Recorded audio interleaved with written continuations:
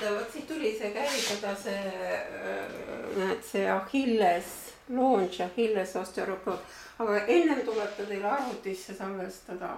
See ketas on seal olemas. No jah, peaks olema.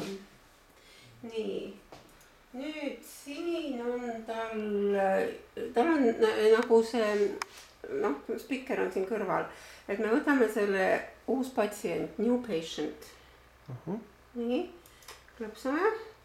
Siia tuleb patsiendi ID panna, ma ei tea, suvaline näiteks, 3, 4, 5 näiteks, nii. No see võiks olla unikaalne, sest et kui sa analüüsi teed, sa tead, mis keegi on millele vastab. Ja seal ID-ks saab panna ainult numbri, et nime ei saa panna. Meil olid küll ainult numbrid, aga saab ikka vist küll panna. Saab nimega panna. Luba panna. Tiitlit ei ole vaja panna, eesnimi on... No põhimõtteliselt nime jaoks on meil eraldi koht. Nime jaoks on koht ja see nimi läheb tabelisse ka. Nii, siis tuleb panna siia sünni kuupäeva aasta 2000, mis me paneme mingi suurema numbri ikkagi. 1990 näiteks. Siis...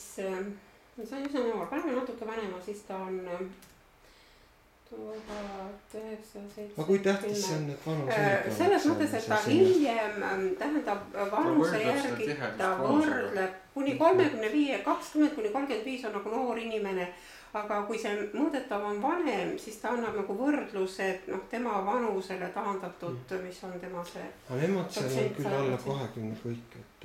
Palju? Koolilapsed on see. Koolilapsed, jah. Olgu see sama 12. Nii, kas ta on meil, ta on mees, eks ole, mõõdame kõigepealt vasakut jalga. Nii, ja nüüd peabki siis siin valmis panema ja siis start measurement, siis tuleb siin paar korda anda continue ja nii. Et aga arva jah,